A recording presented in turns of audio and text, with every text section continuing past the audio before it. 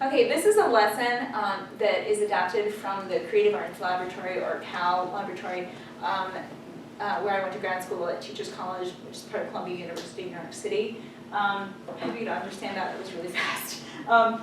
So what we do is we start out with a drum, and pretend these instruments are not here, because that comes later. We start out with the drum, and I stand in front of my class. I usually do this like in June at the end of the year, when they're all exhausted and their brains are gone, and so we do something really fun and wild.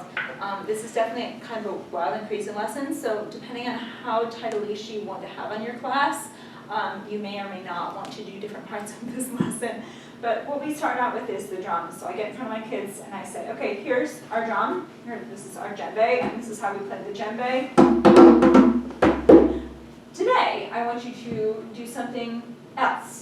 So you may play the djembe pretty much any way that you want to, as long as it doesn't break the djembe, or break you, or break any school rules. So, something appropriate, pretty easy to do.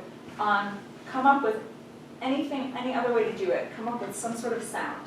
And usually they will kind of sit there and look slightly terrified for a few seconds, and then some brave soul will come up and try, and the more they watch, the more brave souls will come up and try.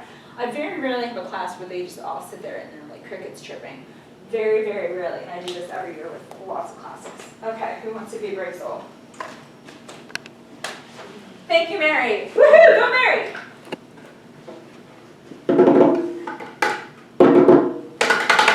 Excellent, I like how she used different parts of the drums to make sound. Good, let's go next.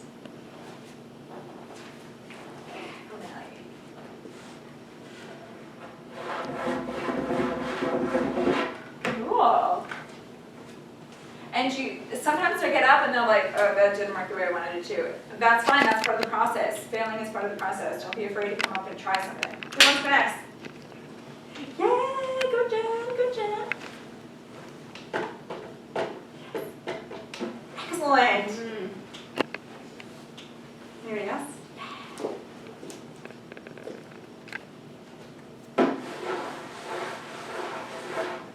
Good. So I let that go on for a while, depending on how excited they are about it. And then what I do is introduce mallets.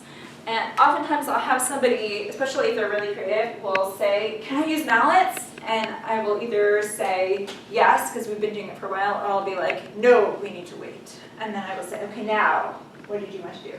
So, like I said, we'll add mallets, we'll do the same kind of thing, and they can be really creative, use different parts of the mallets, scrape it along the sides, tap it, turn it upside down, and one of my fellow teachers was like, oh my gosh, don't do that! So again, it depends on how crazy you are. I love doing the crazy things, so I'll toss the mallets in, shake them around. I usually use a bunch, but I only had a few at my house, and now they're stuck. We'll get them out later.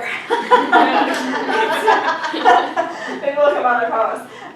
So we do that, and then the next part of the lesson is that I let them use all of the instruments in the room, and I say, okay, now I want you to go and look at all of the instruments in the room and think about some way that you don't normally play them. And usually they will start by playing it the way they're supposed to, that they'll be like, oh, I've always wanted to play the tambourine, I haven't played it in so long, and they, and then I'm like, okay, good, now play it some other way, and they're like, there you go, okay, and so they experiment. It gets very loud and kind of crazy, and sometimes I do have to have children sit out because they're not following the rules, but usually they come up with really, really interesting things. I'll stop after about 8 minutes because it's very loud, and I've had enough of the super loud and need a couple minutes of quiet, and we'll go around the room, and I say to the kids, you may demonstrate now or you may demonstrate later. I want you to show something at some point, but you don't need to do it right now. And that helps for the kids that are like, I don't know what I came up with, I didn't know. And that are more shy. And so they all at some point will demonstrate something, almost always demonstrate something. And they come up with really unusual things. All right, do you guys want to share what you came up with? I gave them a few minutes to experiment a few minutes ago. Okay, so come down. And so we just played with the instruments. And what I do too is, again, depending on how brave you are, halfway through I will introduce tennis balls. because one year I had tennis balls in my room for another activity, and they were amazing what they came up with the tennis balls. Okay, ready? Who wants to go first? Would you like to demonstrate for us?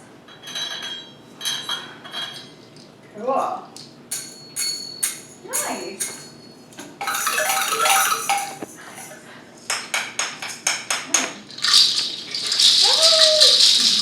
Cool, cool. So they come up with lots of neat things. Now, when I'm in my classroom and I have my xylophones, I get very nervous about the xylophones because I'll like take the jingle bells and hit the xylophones with them. And so I definitely would give special directions and be like, you can't take the bars off the xylophones so that you hit the bars with the other bar.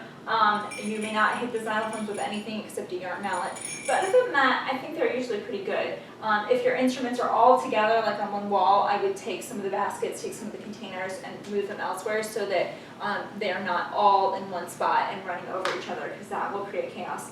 Some of my favorite things that kids have come up with are sports-related things, that they'll take the balls and bounce them.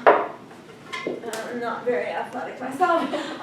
They'll do that, and they'll do, I've seen them do like baseball. They take the rain stick and they hit the rain stick with the tennis ball and they catch it with the cymbals, and they've done skee ball with different size hand drums, line them up on other drums and bounce them in there. Just amazing things that they come up with. And when I asked the kids at the end of the year, like a week or two later, what was their favorite thing they did all year, like half the kids will say this was their favorite thing. So I hope you use that, I hope you enjoy it.